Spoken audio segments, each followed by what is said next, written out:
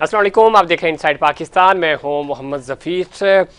मुल्क को हालिया सियासी बहरान से निकालने की अशद ज़रूरत है। दहशत गर्दी से कौमी सलामती, इलाकाई अमन और खुशहाली को ख़तरा है। अफवाज और कानून नाफिज करने वाले इदारों पर हमें फ़ख्र है और साथ ही साथ सियासी तकसीम का ख़ात्मा करना होगा। कौमी मफाहमत को आगे लेकर चलना होगा। पार्लियामेंट के मुश्तरका सेशन से सदर ममलिकत आसिफ अली ज़रदारी का खिताब। इस खिताब के दौरान हंगामा आराई भी हुई, बहुत ज़्यादा अपोजिशन ने शोर शराबा किया और गो नवाज गो और गो ज़रदारी गो के नारे लगते रहे। बानिए PTI को रिहा करो के नारे भी बुलंद होते रहे। और अबान आज मछली बाज़ार का मंजर पेश कर रहा था और बहुत दिनों के बाद इस तरह का एग्रेशन हमें इस पार्लियामेंट के अंदर नज़र आया। पिछले कई दिनों से चूँकि जो इजलास हो रहे थे हाउसफुल नहीं होता था और ये चूँकि मुश्तरका इजलास बुलाया गया था और इसके अंदर पाकिस्तान तहरीक इंसाफ के जो लोग थे और दूसरी जो अपोजिशन जमातें थीं उन्होंने भरपूर प्रोटेस्ट किया। और आज यूँ लग रहा था कि बज़ाहिर शायद आज पहला इजलास हो रहा है मौजूदा जो पार्लियामेंट का सेशन है उसके अंदर। आसिफ अली ज़रदारी साहब ने खिताब किया और उन्होंने कहा कि सियासी बहरान से निकलने हालिया जो सियासी बहरान से निकलना बहुत ज़रूरी है। और साथ साथ वो कह रहे थे कि माजी में उन्होंने जो काम किए वो भी दोहरा रहे थे। इस वक्त वो कह रहे हैं कि जी हमारा एजेंडा और ख़यालात ही मुल्क को मजबूत बनाएंगे। ऐसा सियासी माहौल बनाना होगा जिसमें सबकी ज़रूरत को पूरा किया जा सके और हमें आवाम की तरजीहात को पूरा करना होगा। मुल्क को आगे लेकर जाने के लिए तकसीम से निकलना होगा। पार्लियामानी निज़ाम पर एतमाद के लिए दोनों ऐवानों को मिलकर काम करना होगा। और साथ ही साथ वो कहने लगे जी कि उन्होंने कहा कि ज़ुल्फ़िकार अली भुट्टो ने अपनी ज़िंदगी जमहूरियत इंसाफ के लिए वक्फ़ की। हम इख्तलाफ को मिल बैठ कर हल कर सकते हैं। जो मुश्किलात हैं इनमें हम इख्तलाफ को लेकर नहीं चल सकते और ज़ाहिर है अगर हम इख्तलाफात का शिकार रहेंगे तो मामलात आगे नहीं बढ़ेंगे। दूसरी तरफ अपोजिशन का भरपूर एहतजाज रहा इस दौरान और उन्होंने जो नारेबाजी भी करते रहे। इस पर मज़ीद बात करेंगे, तजिया हासिल करेंगे। मैं ज्वाइन किया है मोहतरमा अस्मा वदूद साहिबा ने, सीनियर सहाफ़ी हैं, सीनियर तजियाकार हैं। अस्मा खुश आमदीद कहते हैं आपको प्रोग्राम में। थैंक यू सो बहुत दिनों बाद आपसे बात हो रही है। अस्मा किस तरह देखती हैं इस्लामाबाद में आज अगर हम मौजूदा पार्लियामेंट की बात करें इलेक्शन के बाद तो शायद ये पहला मौका था कि भरपूर किस्म की हमें नुमाइंदगी नज़र आई दोनों तरफ से और भरपूर प्रोटेस्ट भी नज़र आया जो कि ज़ाहिर है इस तरह का होना नहीं चाहिए लेकिन हमारी पार्लियामेंट की रवायात कुछ इसी तरह की हैं। किस तरह देखती हैं कोई मुफाहमत होगी? चूँकि आज गो नवाज गो और गो ज़रदारी गो के नारे लगते रहे, बानी PTI को रिहा करो के नारे भी हमने वहाँ पे देखे और सुने। बेसिकली जमहूरियत में आपने अवाम को रिकग्नाइज करना होता है। सूनर और लेटर आपने अवाम की जो एक होती है ना इंक्लिनेशन, उसके साथ चलना है। वही उसी का बेसिकली जमहूरियत का मकसद यही है कि आपके लोगों की इन्वॉल्वमेंट बीच में रहे। अब जैसे मैंडेट के हवाले से अगर हम देखा जाए तो बहुत ही एक अनइवन सी हमें सिनेरियो नजर आता है पार्लियामेंट में। आपने एक एक एक जिक्सा पजल तो बना दी है लेकिन उसकी डिपेंडेंस किन चीजों पे है वो बहुत एम्बिगुअस है। आपको अंदाजा नहीं होता कि ये पार्लियामेंट किस तरह से आगे चलेगी क्योंकि आपकी मेजॉरिटी पार्टी ऑपोजिशन में बैठी हुई है। आपका कोरम पूरा करना भी बहुत सी चीजों में एक बहुत बड़ा टारगेट होगा। आप बड़ी बड़ी लेजिस्लेशन कैसे करेंगे? तो ये सिचुएशन बहुत ही ज्यादा अलार्मिंग है। जैसे कि प्रेसिडेंट साहब ने कहा ना कि इसमें से निकलना ASAP पॉसिबल जरूरी है। हमारे इर्द गिर्द की सियासत, हमारे सराउंडिंग, हमारे खत्ते की सियासत, हमारे मुल्क की सियासत, हर चीज जो है वो एक कंफ्यूजन का शिकार है। जो बानी PTI का जेल से निकलना इसलिए भी जरूरी है कि अगर हम इसको ब्रॉडर पर्सपेक्टिव में देखें तो वो एक ऐसा लीडर है जो पूरे पाकिस्तान की federation from one end to the other, उसके फॉलोअर्स हैं, उसके सपोर्टर्स हैं, उसके वोटर्स हैं। ये वैक्यूम एक बड़ा अलार्मिंग बनता चला जा रहा है जो खान साहब के अलावा फिलहाल कोई भी पूरा करने की कैपेसिटी में नहीं है। और इस वैक्यूम को पूरा करना, भले वो आपकी ऑपोजिशन में ही रहे लेकिन आपकी सराउंडिंग में जो ये एक अननेसेसरी वैक्यूम बन रहा है ना इस वक्त, जहाँ पे पॉलिटिकल स्टेबिलिटी नेसेसरी है, पॉलिटिकल स्टेबिलिटी के बगैर कुछ नहीं हो सकता। ना इकोनॉमिक प्रॉब्लम सॉल्व हो सकते हैं, ना खत्ते की सिचुएशन को हम बेहतर कर सकते हैं, ना आपकी सिक्योरिटी के मामला बेहतर हो सकते हैं। हर चीज के लिए पॉलिटिकल स्टेबिलिटी उसकी फाउंडेशन में आके बैठ जाती है, उसकी बुनियाद है। इसमें कोई शक नहीं, तो कैसे चलेगा? जी बिल्कुल ठीक कह रही हैं आप। पॉलिटिकल स्टेक होल्डर्स को ये समझना भी होगा, और जिस तरह का एटीट्यूड हुकूमत का लग रहा है, और न सिर्फ हुकूमत का बल्कि हुकूमत के साथ जो इत्तेहादी हैं, इत्तेहादी भी हुकूमत से खुश नहीं है। प्राइम मिनिस्टर भी बाज़ार ये लग रहा है कि शायद वो अपनी सीट की हद तक तो ठीक है, लेकिन जो मुस्लिम लीग नून की टॉप लीडरशिप है वो इस पूरे अमल से बिल्कुल अलग नज़र आ रही है। और एक वाज़ेह तफरीक है जो हुकूमती टीम है वो, और जो मुस्लिम लीग नून की जो यानी पॉलिटिकल पार्टी की जो टीम है वो बिल्कुल डिफरेंट, उनके बयानिए भी मुख्तलिफ नज़र आ रहे हैं। और इन फ्यूचर जो पंजाब में होने जा रहा है या जो प्लान कर रहे हैं, तो अलग अलग राहें हैं दोनों। ऐसा तो नहीं मुमकिन, जो माजी में भी हमने देखा कि मुस्लिम लीग नून तो एक एजेंडा लेकर चलती थी। तो क्या वजह है कि अभी तक वो पार्लियामेंट में भी, पार्लियामेंट तो है, कैबिनेट के अंदर भी मिसफिट नज़र आ रही है, कमांड नहीं ले पा रही उस तरह? देखिए, ये हमारे पास ना, ये जब हुकूमत जा रही होती है और इलेक्शन आ रहे होते हैं ना, तब ये एक स्ट्रेटजी ली जाती है कि वो सपोर्टिव रोल से निकल के एक नजरियाती वोट उस पर, या एक असर्टिव मोड में आ जाती हैं पार्टियां। इस दफा शुरू से वो प्रीएम्प्टिव लेके चल रहे हैं। उन्हें पता है कि ये गवर्नमेंट जो एक 12 मसाले की चार्ट है ये ज्यादा चल नहीं सकती, इसकी इतनी फाउंडेशन है नहीं।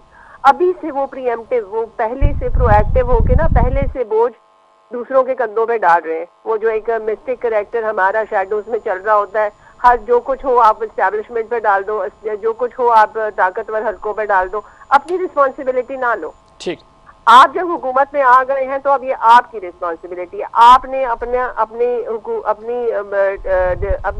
एक पोजीशन गेन की है, अब आपने उसे असर्ट करना, ये आपकी जिम्मेदारी है। इसके अलावा जो कंस्पिरेसी थ्योरीज आप देना चाहते हैं उन पे हिस्ट्री लिखेगी, उस पर हम बात नहीं कर सकते, लेकिन हम आपके रोल को देख सकते हैं एज ए तज्जियाकार, एज ए जर्नलिस्ट। हम ये देख सकते हैं कि ये गवर्नमेंट जो बैठी हुई है ये कितना खुद को असर्ट कर रही है, और इस वक्त वो ब्लेम गेम पे चल रहे हैं कि वो इस पूरी सिचुएशन में एक दूसरे पे बोझ डाल के किसी तरह से निकल जाए। लेकिन इसमें एक चीज और है, फिर मैं जरा पंजाब की तरफ भी आऊंगा, लेकिन अगर हम पाकिस्तान पीपल्स पार्टी और मुस्लिम लीग नून दोनों की बात करें, प्राइम मिनिस्टर ज़रा शहबाज शरीफ साहब मुस्लिम लीग नून से हैं, आसिफ अली जरदारी साहब अब ज़रा senate chairmanship Pakistan Peoples Party को मिल चुकी है। आइनी जो ओहदे थे, फोरम्स थे, वो सारे कंप्लीट हो चुके हैं। बाज़ाहिर तो अब कोई इस तरह की कोई रुकावट हमें नज़र नहीं आ रही।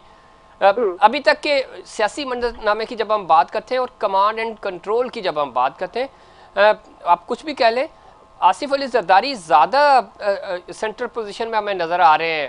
हालांकि ज़रा जो प्रेसिडेंट होते हैं पॉलिटिकली उनका रोल नहीं होता, वो तो सूबों को और वफाक को जोड़ रहे होते हैं एक सिंबल के तौर पे, बट अभी भी बैक एंड के ऊपर पूरी मशावरत, हर चीज़ को लीड करना, एजेंडा क्या होगा, ये जरदारी साहब की तरफ है। शहबाज शरीफ साहब अभी भी शायद वो कॉन्फिडेंस ही नहीं पकड़ पाए कि वो 1-1.5-2 महीना हो गए उनको सीट पे बैठे हुए। देखिए, बेसिकली आपकी परफॉर्मेंस बोलती है, और आपकी परफॉर्मेंस और आपकी स्ट्रैटेजीज और आपकी मेजर्स जो आप लेते हैं एक क्राइसिस में निकलने के हवाले से, वही आपकी पॉलिटिकल कैपिटल को कॉम्प्लीमेंट करता है या निगेट करता है जी। जो इस वक्त शहबाज शरीफ साहब हैं वो खाली इस परसेप्शन पे हैं कि शायद having right links with right people वो उन्हें एक इस क्राइसिस से नेविगेट करवा देंगे। हालांकि ऐसा मुमकिन नहीं है। जो जरदारी साहब हैं, he is more active, he is taking more charge, he know, उन्हें पता है कि उन्होंने अपने पॉलिटिकल कैपिटल की हिफाजत करनी है, और वो जितना खुद को विजिबल और जितना खुद को रेलेवेंट रखेंगे ना, उतना ही उनका पॉलिटिकल कैपिटल गेन होगा। शहबाज शरीफ साहब खुद को पॉलिटिकल रेलेवेंट नहीं रख पा रहे, उनको he is turning out to be a face only, और वो इस बात को उनके लोग इस तरह से क्लियर मैसेज टेबल पे भी दे रहे हैं कि हमारे हाथ में कुछ नहीं है, हम कुछ नहीं कर रहे, जहाँ हम अच्छे में कर रहे हैं ना हम बुरे में कर रहे हैं, हम फिलहाल मजबूर जोन में। तो ये चीज आपके पॉलिटिकल गेम, पॉलिटिकल कैपिटल को बहुत ज्यादा अफेक्ट करती है। असमा, इसी से रिलेटेड एक और सवाल मेरा कि कैबिनेट के अंदर भी आपने देखा कि पिछले 1.5 से 2 महीने के अंदर अंदर 3 बड़े फैसले जो थे प्राइम मिनिस्टर के वो चैलेंज हुए। साथ ही साथ जो कैबिनेट है उनके पास है अब तक, उस कैबिनेट में भी उनकी मर्जी की जो वजारतें हैं वो नहीं है, वो पिक एंड चूज़ का मामला है, और जो की जो पोस्ट होती हैं वो ऑलरेडी किसी और के कहने पे किसी और को मिल चुकी हैं। सो आपको लगता है कि हमने देखा कि इक़्तिसादी जो कमेटी थी उसकी चेयरमैनशिप का मामला हो, चेयरमैन इरसा का मामला हो, फिर जब इंक्वायरी कमीशन बना जस्टिस तसद्दुक़ जिलानी साहब वाला मामला, तीनों बड़े फैसले प्राइम मिनिस्टर के बड़े फैसले जो है वो बाउंस बैक कर गए। तो इस चीज़ ने और शहबाज शरीफ साहब को बैकफुट पे ले गए, और यही वजह है कि उनकी जो टॉप लीडरशिप है वो भी ये खुल के बात कर रही है कि फैसले हमारी मर्जी से नहीं हो पा रहे। बिल्कुल, बेसिकली बात यही है ना कि एक हाइब्रिड स्टाइल की गवर्नमेंट इस वक्त हम देख रहे हैं, और इसमें बेसिकली पॉलिटिकल जो डेमोक्रेटिक पार्टीज है ना उन्हें चार्ज लेना पड़ेगा सूनर और लेटर। बेसिकली आपकी जो एस्टैब्लिशमेंट होती है या आपके पावर हब्स होते हैं वो इवेंचुअली अपने आप को लोगों के साथ अलाइन करते हैं, पावर के साथ अलाइन नहीं करते। सही। अब ये कब ये रियलाइजेशन होती है और कब उस डायरेक्शन में हम मूव करते हैं, ये it may take time but eventually it will happen. अभी इस वक्त जैसे एक वो टग ऑफ वॉर चल रही है ना, जैसे आपने कहा कि शहबाज शरीफ साहब के फैसले रिवर्ट हुए, फिर इस वक्त कुछ की पोजीशंस पे आपके ऐसे लोग हैं जिनका ऑब्वियस इंक्लिनेशन हमें मालूम है कि वो कहाँ है। तो वो situation that can not last long. जब एक डेमोक्रेटिक सिस्टम है, एक डेमोक्रेसी के तौर पे चलना है, और उसके अलावा आपको मैं हमेशा बात कहती हूँ कि मैंडेट अगर चुराया भी गया है ना, तो जिसने मैंडेट मैनिपुलेट किया उसे तो पता है कि वोट कहाँ पड़ा। मुझे नहीं पता, आपको नहीं पता, लेकिन जिन्होंने डब्बे खोले हैं उन्हें तो पता है कि लोगों की इंक्लिनेशन कहाँ है जी। तो इवेंचुअली जल्द भी या बदेर people the power hubs will align with themselves with the people's will। ये होगा, और ये हमेशा हिस्ट्री में हुआ है। इसमें हम ये कहें कि भाई 2 साल लग गए, 3 साल लग गए, अभी तक कुछ नहीं हुआ, ये कुछ इतना बड़ा टाइम नहीं होता, मगर इवेंचुअली इट विल हैपन। तो जैसी सिचुएशन है, इसको बहुत ज्यादा इसकी लाइफ नहीं हो सकती, इसकी बहुत ज्यादा ड्यूरेबिलिटी नहीं हो सकती। ठीक है, तो लेकिन एक फॉर्मेट जो हमें बनता हुआ नजर आ रहा था जो कि नहीं बन रहा अभी भी। आज प्रेसिडेंट ने भी इसके ऊपर बात की, लेकिन मफाहमत आगे बढ़ेगी कैसे? बहुत सारे फैसले हैं जो करने होंगे, बहुत सारी चीज़ें हैं जो आपको सामने रखनी होंगी। इलेक्शंस हो गए थे, इलेक्शंस के बाद के जो मामला हुए वो 8 और 9 फरवरी को क्या हुआ, ये सारी चीज़ें अगर तरीके से हो जाती तो शायद आज हालात कुछ बेहतर होते। लेकिन अब ज़ाहिर है जो होना था वो हो चुका है। अभी भी आपको लगता है कि मामलात कोई बेहतरी की तरफ जा सकते हैं, कोई मुफाहमत हो सकती है जो आज जरदारी साहब कहने या बताने की कोशिश कर रहे थे? देखिए, जंगों की मफाहमत टेबल पे हो जाती है, दुश्मनों की मफाहमत टेबल पे हो जाती है। इंडिया से ताल्लुकात बढ़ाने के लिए हम कितने इंक्लाइंड है। We are talking about our very unfriendly neighbour. तो हम आपस में बैठ के बात क्यों नहीं कर सकते? क्या ऐसी हमें फ्रिक्शन आ गई है कि हम आपस में बैठ के बात नहीं कर सकते? आपकी एक पॉलिटिकल पार्टी है जो कि पॉलिटिकल रियलिटी है, जिसकी एक बड़ा स्ट्रॉन्ग मैंडेट है। अभी भी आपकी सबसे ज्यादा सीटें इस पार्लियामेंट में भी, इस गवर्नमेंट में भी ऑपोजिशन के पास ज्यादा है और आपकी गवर्नमेंट के पास कम है। तो ऐसा कि हम कि कभी हो नहीं सकता, लेकिन हो नहीं सकता इसका तो सवाल ही नहीं पैदा होता। ये होगा, eventually the thing will resolve on the table. हाँ, इसके हमने देखना होगा कि इसमें क्या पॉइंट्स होंगे जो डिस्कशन के। कोई बहुत बिग कॉम्प्रोमाइज करने के लिए पीटीआई या पीटीआई लीडरशिप को या खान साहब को जरूरत नहीं है, क्योंकि ही हैज पीपल सपोर्ट। वो तो अब मोहरों से पूरा वैलिडेट हो गया ना, वो अब हवाई बात तो नहीं है, वो तो ट्विटर की बात नहीं है, वो तो अब एक कॉन्क्रीट उसमें आ गया। अब ये है कि उसका एक रैशनल तरीके से bring the things on table and get it resolve through discussion.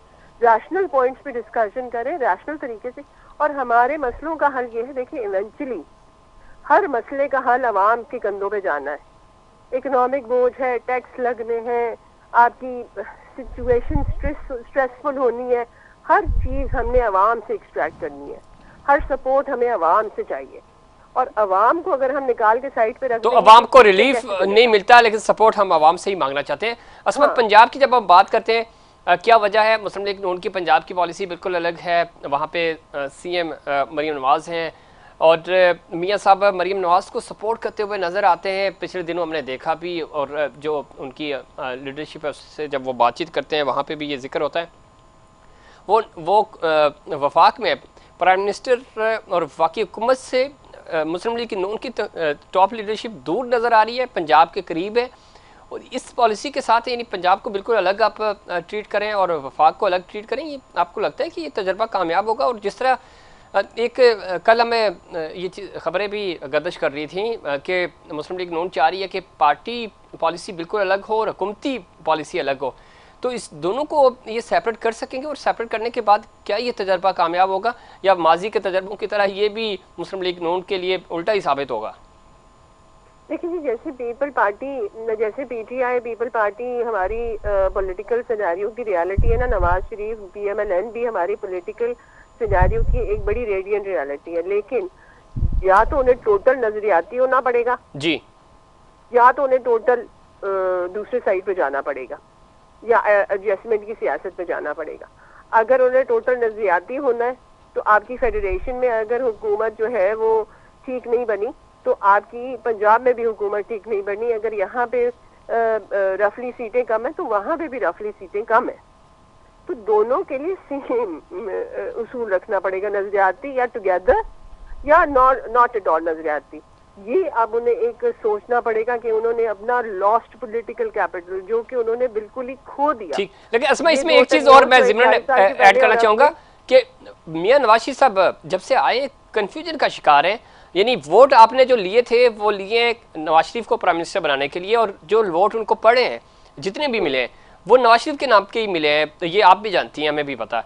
अब ज़रा उन्होंने जब देखा कि माहौल उस तरह का नहीं बन रहा, प्राइम मिनिस्टर नहीं बने, वो आगे चलकर अभी भी अगर हम देखें तो मियाँ साहब निजी महफिलों में भी ज़रा पब्लिकली तो वो किसी से मुखातिब हुए ही नहीं, और जो कुछ सहाफ़ी मिलते भी हैं या कोई नॉन लीग की क़यादत मिलती है उनसे सेकंड टियर लीडरशिप, तो उसमें भी वो कंफ्यूज नज़र आ रहे हैं, उनको नहीं समझ आ रही है कि हमने करना क्या है। तो ये इतनी अच्छे एक्सपीरियंस होने के बावजूद वो इतनी बैकफुट पे क्यों है? कि आप क्या समझती हैं कि क्या चीज़ है जो उनको परेशान कर रही है? बेसिकली जो नून लीग हमेशा एक डिफरेंट किस्म की पॉलिटिक्स करती रही है। आपने देखा ये हमेशा अपने नजरिए की तलाश में रहते हैं।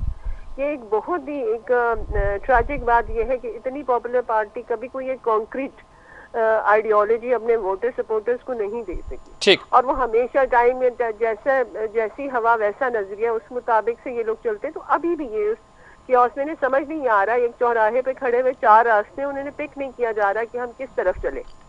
ये कंफ्यूजन जब ये इंग्लैंड में नवाज शरीफ साहब थे ना, तब से इस नजरिए की तलाश जारी है, अभी तक इन्हें मिला नहीं। तो ये एक बड़ी कंफ्यूजन इस पॉलिटिकल पार्टी के साथ चलती रहती है। आपकी पीटीआई का तो एक बहुत कॉन्क्रीट आइडियोलॉजी है, उसका हर वोटर आपको उस पर लेक्चर दे देगा 45 मिनट का। इसी तरह पीपल पार्टी भुट्टो की आइडियोलॉजी लेके चलती है, उसका जाला भी आपको लेक्चर दे देगा। ऐसे ही है, इनकी लीडरशिप भी कंफ्यूज है और इनका वोटर भी कंफ्यूज है। बहुत शुक्रिया असमा दो प्रोग्राम में वक्त देने के लिए। और जो कन्फ्यूजन की पॉलिसी है वो नुकसान दे रही है खुद मुस्लिम लीग नून को, उनकी टॉप लीडरशिप भी कंफ्यूज है दो टोक बयानियाँ बनाने में, और ख़ास तौर पे नज़रिया क्या होगा, वो नज़रिया सियासी है, इनकलाबी है, और मफाहमत का है या नहीं, इसके ऊपर कन्फ्यूजन का शिकारी है। हुकूमत के साथ खड़े होना है या डिस्टेंस करना है, नहीं समझ पा रहे। पंजाब हुकूमत की ओनरशिप ले रहे हैं तो वफाक से दूर हो रहे हैं। ये सारा माजरा क्या है, इसके ऊपर भी बात करेंगे। और ख़ास तौर पे जो आने वाले दिनों में महंगाई में इजाफा होने जा रहा है, उसके ऊपर हुकूमत क्या पॉलिसी बना रही है, एक पतली बना रही है, उस पर भी बात करेंगे। लेकिन उससे पहले कमर्शियल ब्रेक।